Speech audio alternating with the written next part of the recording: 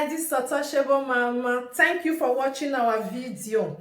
Thank you for being there for us. Please do not forget to share with your friends and press the notification button. Also follow us on Facebook, Untouchable Mama page.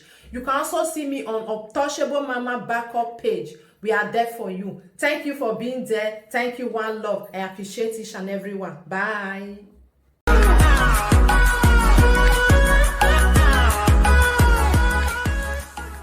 Iyenukokomon zomo wabo we wabavan wabota wabere nege kai ate maveri ba na bavana akmomo sa akmomo ni kan ema ko ma we ajeberi me no tinwa Iyenukokomon eke amakone wagbon enwon Iyenukokomon zomo wala de wa doju no kai mo papin wala gogo tinwa de ma yen tala wagunme eni wa doju nu ta e mo ya fe ni we me ni digre me Facebook wa ama o emi na gbon la wa ge ogbo wa ga mi ja wo gogo no wa ma mi ja wo gogo na je mi ameju gware yeye e na gogo ji fo we keni maje akibata daji manuro no ma se ni kawa ya zeni ma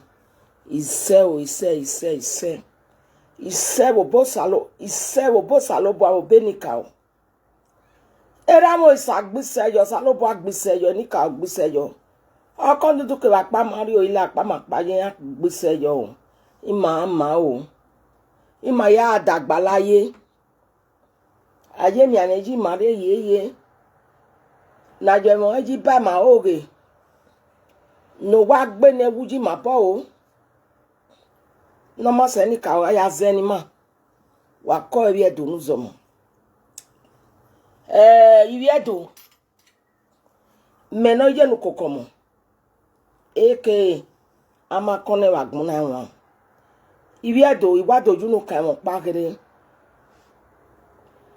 agbo Iyenukokomon ari Iyenukokomon ta Iyenukokomon na gari Iyenukokomon o da eri oga je me ozolu aya gbijogo good e won uwa amani wan wa wesi eri oga je me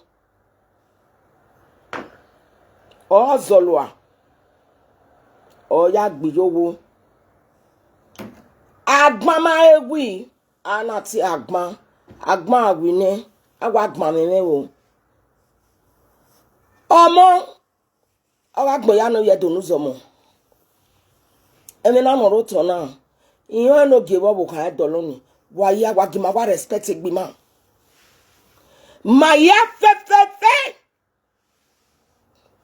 o wa le gun an oni mami re to kun emi o paro nu wa do ta be social media no gbopo egbe deti ko ni re social media ohun ne ro owo no la yin deti ma ya gale en egbe mana ri kugba ma ri kugba na ya gba no moko na ma sewo senya no ge call me no Iyenukokomon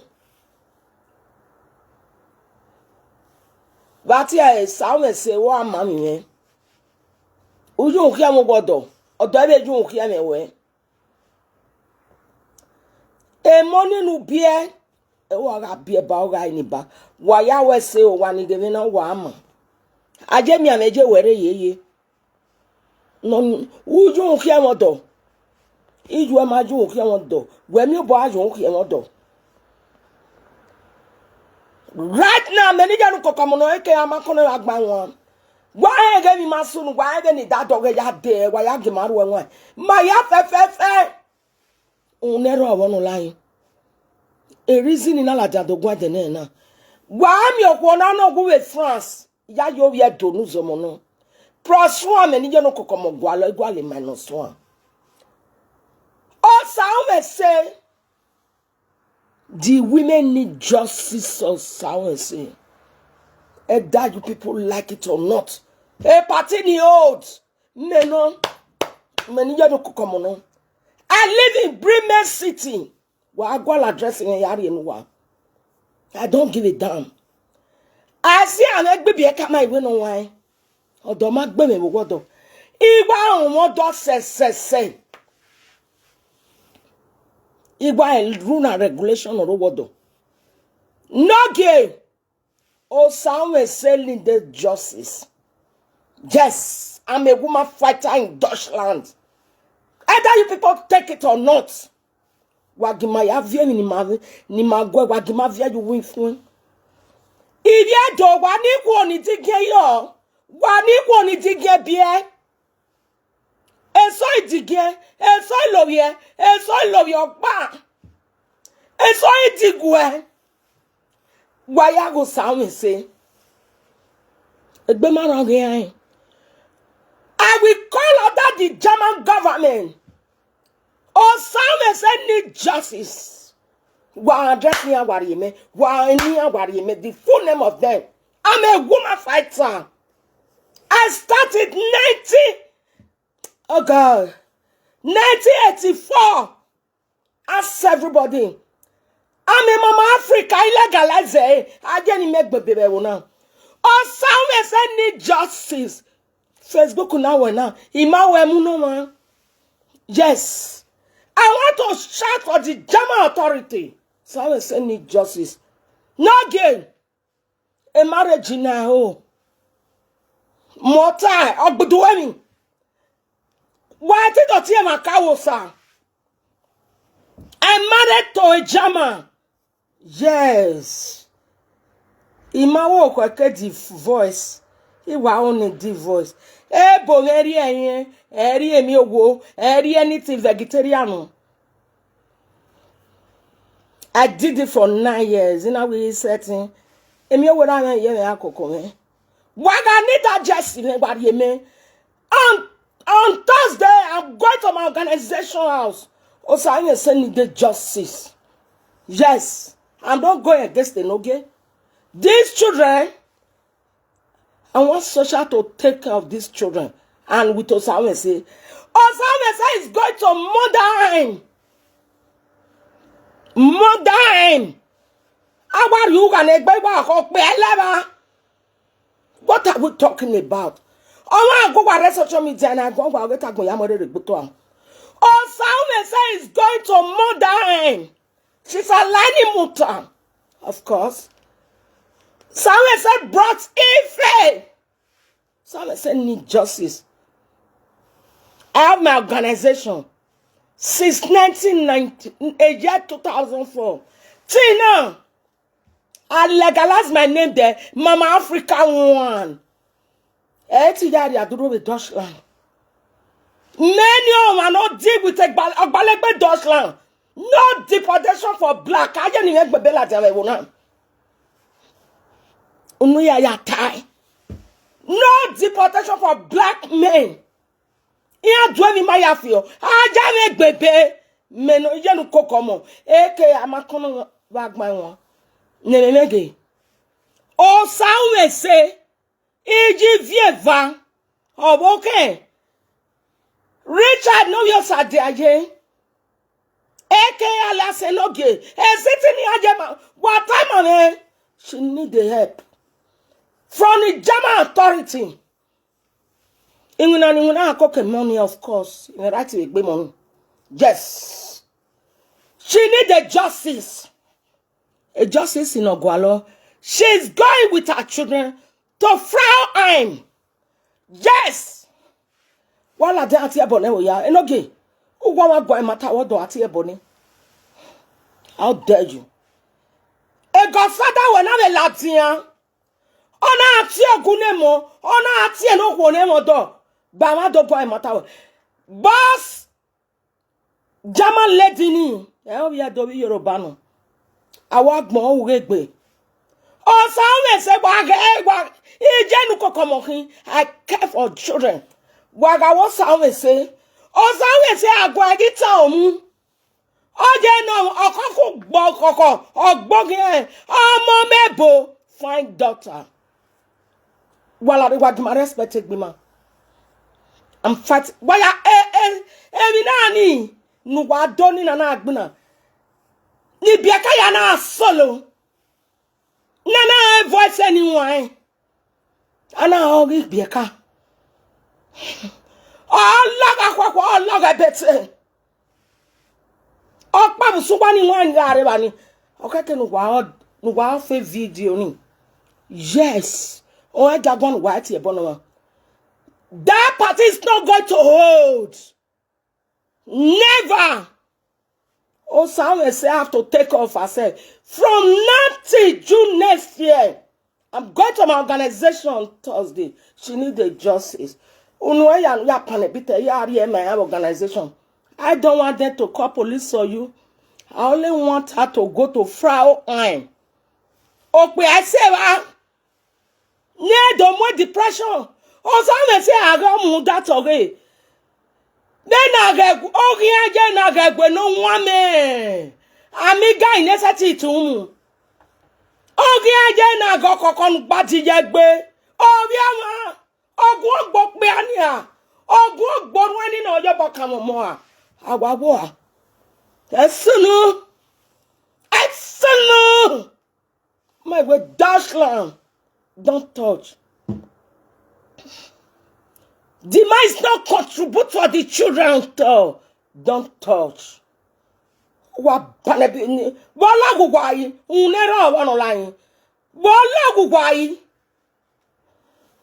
is wrong with Benin people? A lot. Out of 100%, I only remove 35. Why? Light. Someone say need just 6. Someone say need help. Well, for say no time and no make no time. A police we mo kunemo do. A marriage is by force. Oge aguba, era no munya na aguba. A monkey property government. Why ga no get anyone no Iyenukokomon? What are we talking about? Oh, someone said you are going to kingdom. You are going to social time. Alani muta either you like it or not. Yes. Let me try to call my organization. Nina dene mitios.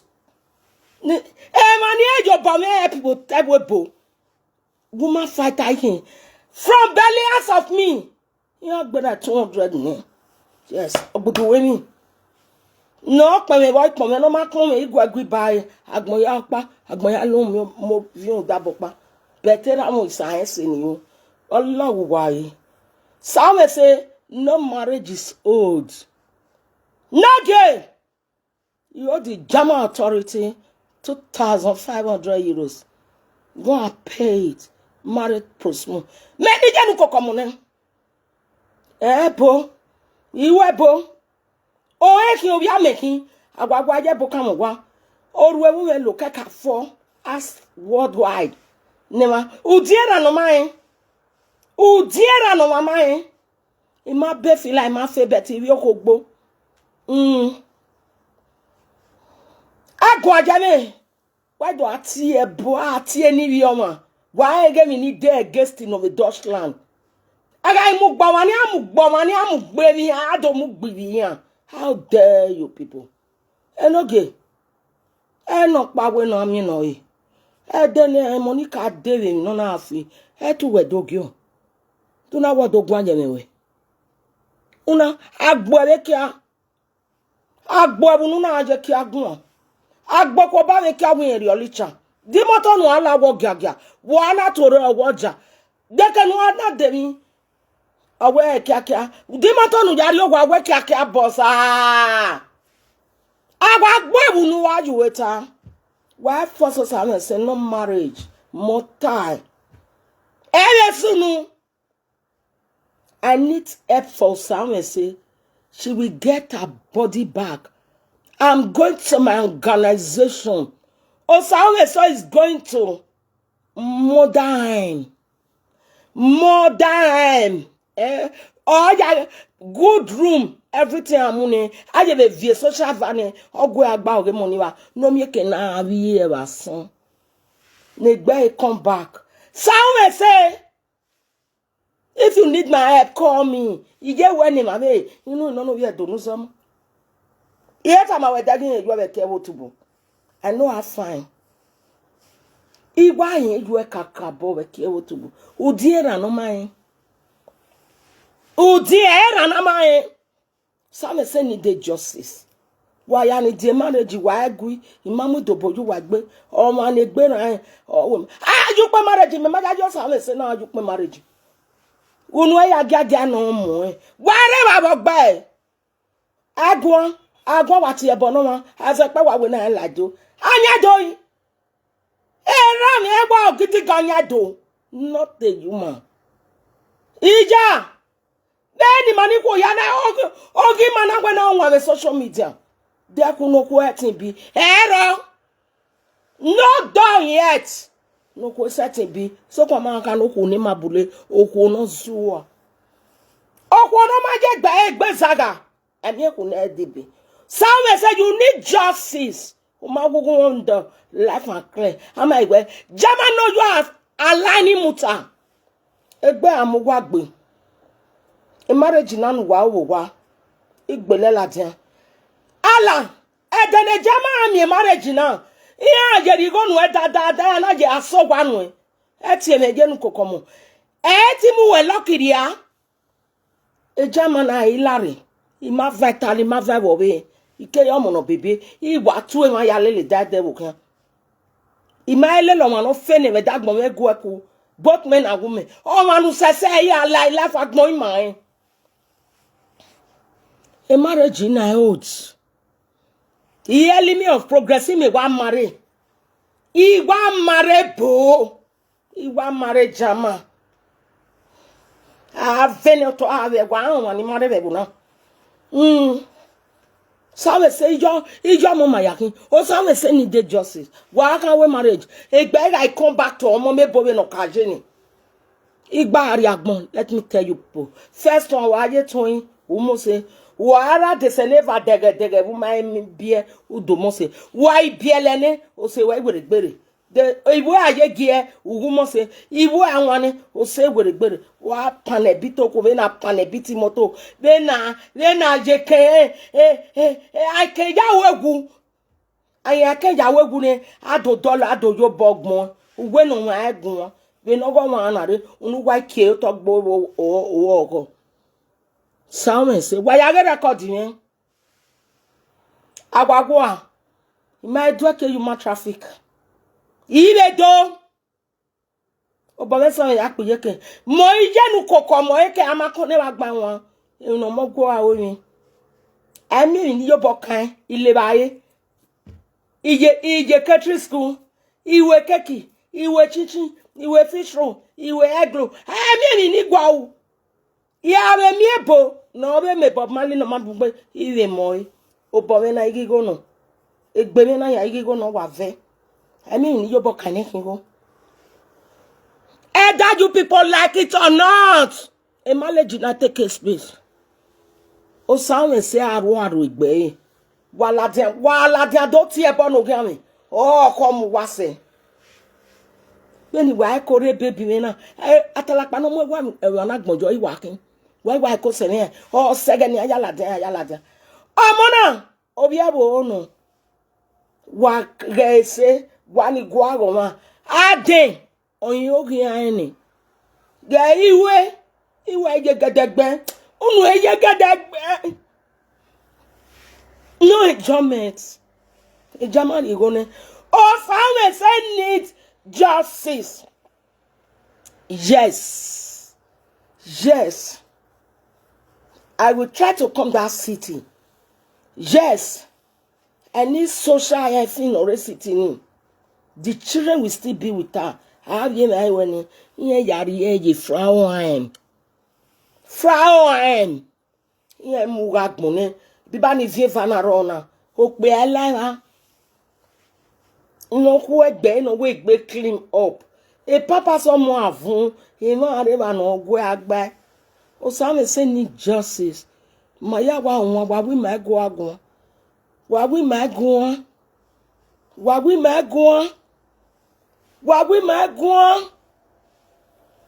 Because Maya wa ona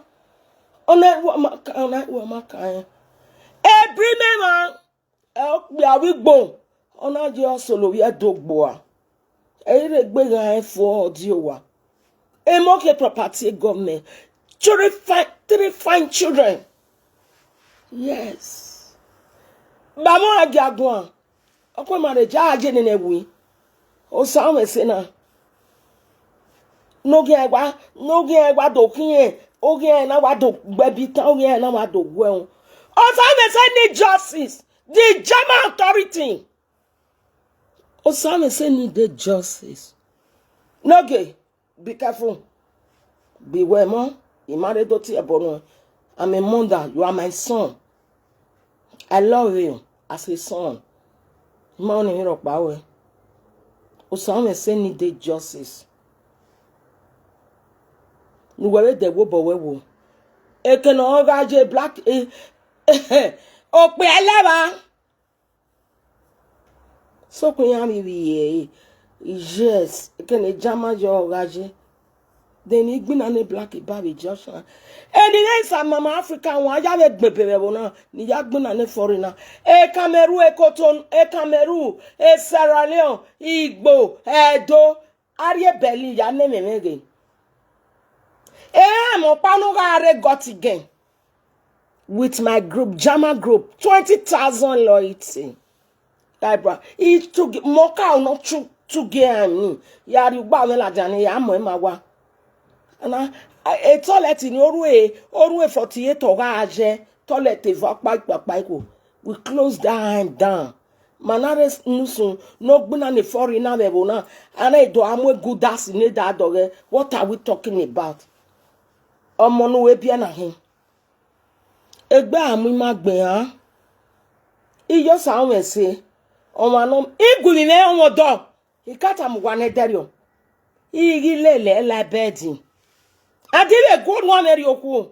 My daughter had gone up. Ego, who big bear, or only had gone away. Well, Logoy, you made your money when we were there. Our wife, Mamma, we must fear me. Oh, see, it is a green and it be a who. It be a coming, may I respect me. Mommy, no, because he respected me. Some say you need justice.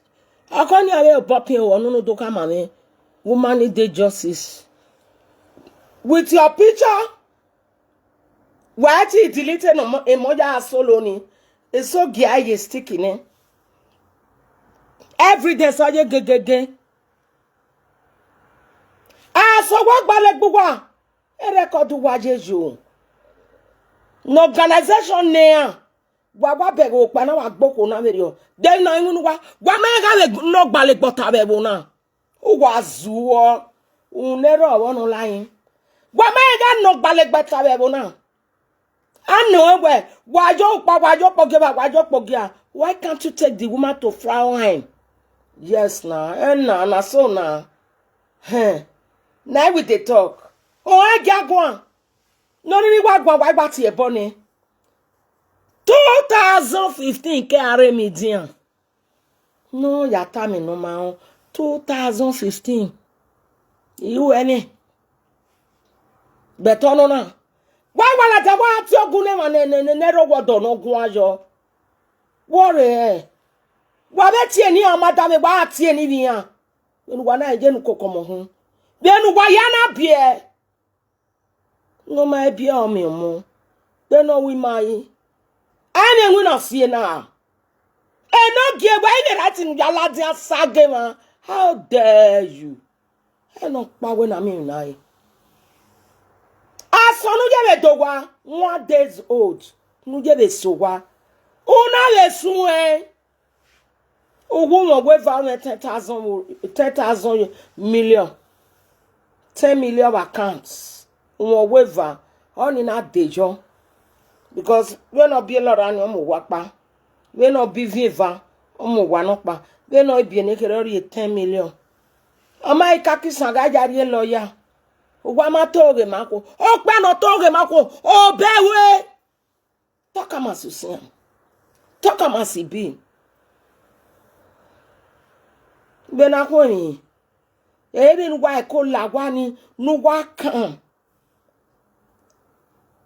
Ije Nora. Sawe se mi me. Imare do saga we. You are a daughter for everybody. We love you. plus 1 magwalo magwali minus 1. Only the justice. Ugabe doti abono giame. Oh, what's this, eh? You know what? Me dey gagari egiju eh. Because who era gbona mana gwana. Be no wa ka ge buye gbogian. O ya jega. Really? Well, when they demand, no, and what demand, which kind of matter be that? Oh, we are going on Jagaye Fritz with France. Why don't Cadero? Oh, where I go? Oh, yes, so look, Pogo. Oh, no, back, Bewa. A Bremen city or Nasuno. Yellow, I'm going to down the way. A Bremen, man, because I want it. It only lay. Oh, no one biaji or 11 years a premium and not planning a yekia. Oh, no, ya is to vaga da o yeke. Yet, the level year. Or rescue winning no where. Salopano Gamoni Biariana, Maya Yigo, Ogia, Biariana. Then what Biana is okay, police, a police no more, a police moko never do. Why come back in a wena? A sagenia. No circulate, no na okay na do debt press. Egbona ya do see. Look, Lora me we pointed nose. Wagi we o igbe paranoia stress. Waka bogi je Lora. Egita omugun. Oh God. Ese to wa regbe. Ogi mu ogota because all you want is sagen lagi an. Je Lora go and take off yourself. Well, more will be you a more. I will not want. Or what do I do or die? In marriage in year old. 7,000 I be 6 the way I'm with all. You are here 2,500 or you get the German authority no gi. No me I. You are you go be 1,500. Am I any do more wama? Wamuk money. You get Laura come back to herself in do you we marriage or we marry? On my way marriage. Kind problem. Next time, ma. May the living God keep them alive. Yeah, we are going. Any calm your boy about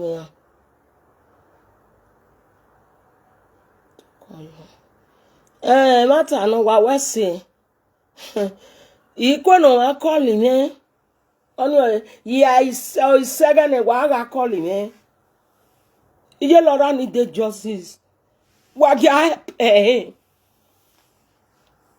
Kiye come here is saying no. Osalobo aju gbosun daba we gbogin ai. E meneni here government. Yes. Why no Nora grave Deutschland. Na ma ejia na ma area. Yeah. My city so ya with demonstration. Yare mo yare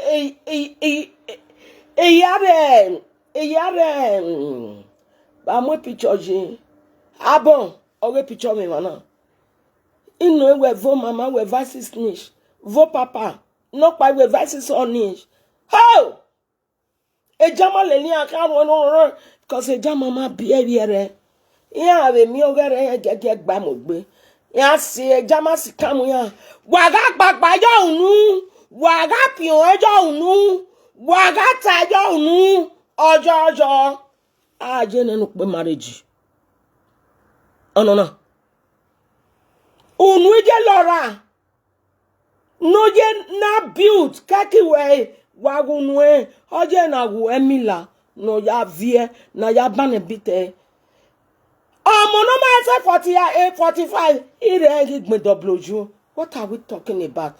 Je Lora Great Deutschland, you need justice. Many Iyenukokomon dogun. You need the justice. No,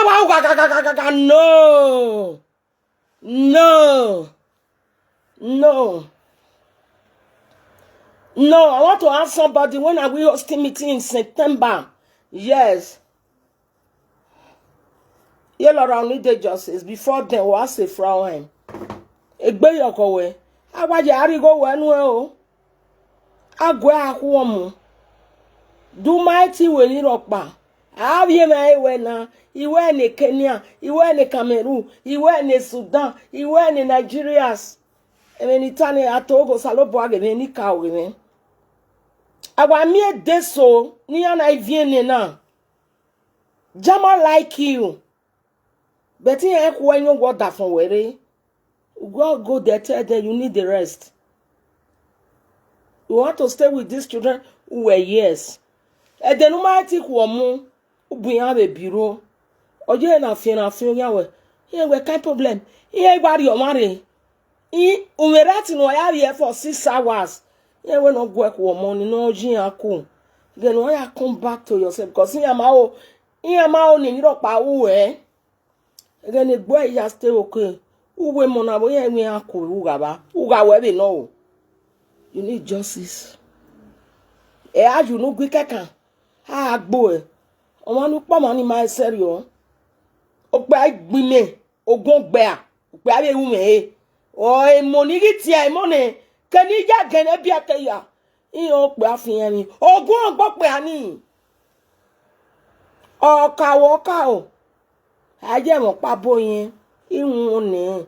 First and last, don't try it. Ono ti gwe big ne no mo se no. Lazy youth. You cannot work. You cannot go to job. You cannot work. Waloi ojo. Wa bolegbe ojo. Unwe ja. Wa be la dian. U wa be gbe sun saga with the same roof. Je lora wa yi. Bye. Je lora need justice. Asan uwe sowa. Uwe gbe sun saga. My brother from back on epo back straight. Where again me ati ogbalegbe. Di ogbalegbe na na gbina. Uwa eko aru ogwa. Igwa mu down my brother Ladian. Yeah, darling number. Ladian, money the noise. When the government money mabi me.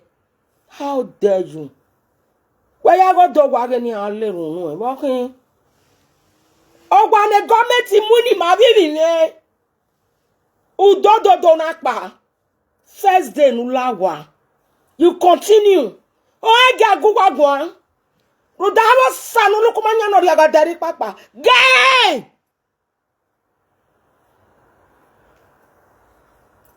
Ogun ake.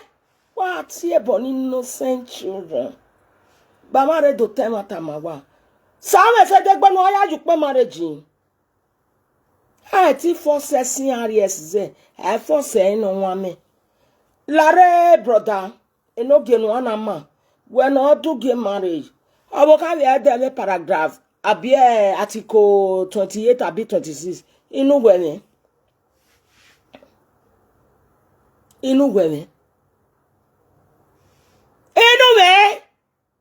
No ena jaguwa wa tie bo no wi yon. Wa tie bo no wi yon. Na today this one not be saga. My own reality. No wana ka tie bo no wi am be ni. Ya give vawe iga lenu nya gogo because Iyenukokomon kin ya ge lora ne me mose iga lenu ni iga gogo iga go sawe so ye leku e mo ya je mi uma ese no ti e bo mi uma ese kaka ati ku mi e bri me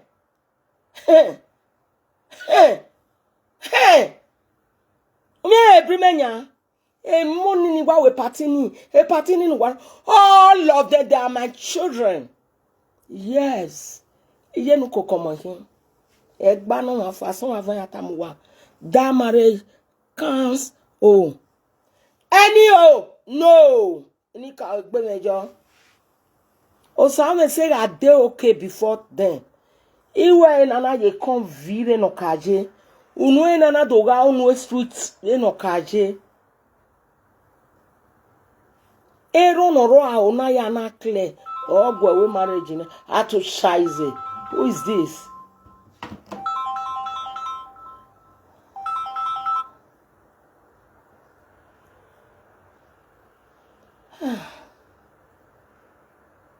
Was sorry, oh, a phone won't ring.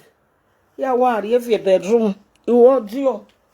Oh, come on, call your sister. No, I'm going to bag me.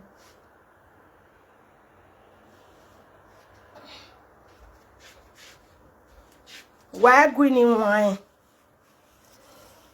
A marriage, era, why Nigerian? Wagagame been wire legalizing marriage, ne? Wow, any oh no, what I any oh no, cancel, cross it, bona, cancel. Even if I go back, we are my medium and then you're not there. A more ya go yakin, or walking no get depressed. Yeah, someone say they're depressed. I want you to get your body back. No, ya there I drop. How am I clear? Mo understand. Jaguar le pada, jaguar dusty pada. No, ya clear on me. Omo aga biele ne ha. Koja na ririye rudomono. Imo akpe woja mo, but we need the justice. Umani de marriage ni now. Marriage la. Umani de, you need justice. One call. Some say you need the justice. We jamo ya fe malake min ya gon. I got force you one of the of course. But do what you marriage? We are talking about human being. Oh man, I go magwa kana. But here marriage. But ya you pe marriage. Unu ya yata. Even if we value marriage naturally, many no okuo. Obia abia tore ya won mogo. Even value marriage equal naturally. Awe ka we naturally. Yes. Ima fail. Ima bevila. But I love my children. Egbodo ni o Mariana ya we o Mariawe. It's so rest in perfect peace. Yes. I mean, I have more. 1 minute salad for my lovely husband.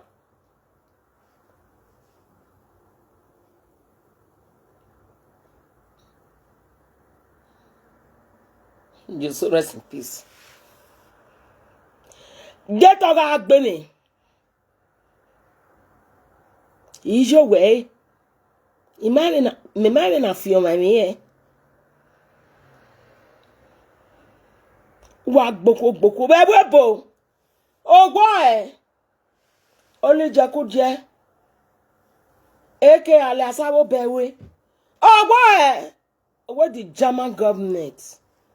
Upon a bit of Eke ajiwina. Da wag bawa bema. Eko doje ne. Eko to poloso we.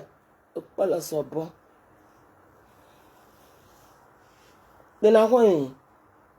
Why Jaguan white ye bono? You go on with saga, said the reality. Some say, va. You need justice, my lovely daughter. No way, babe, come be a beautiful girl. When I say 45, you are a girl. Can many de na like this? 60, 60. Hey, wafiana. Many de. Age like this. Ave de no send or bien, eh? He will show one year the meeting. Can I de na belegisi? I will know your account. Why, yes, let me go. I get the agbo by. Umigo your boy, Georgia.